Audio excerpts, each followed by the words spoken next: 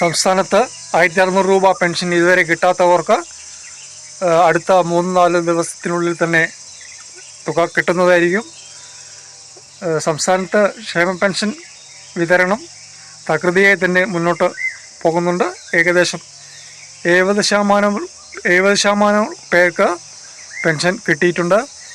ബാക്കി വരുന്ന 30% പേർക്ക് അടുത്ത 3-4 ദിവസത്തിനുള്ളിൽ തന്നെ പെൻഷൻ വിതരണം കിട്ടുന്നതായിരിക്കും.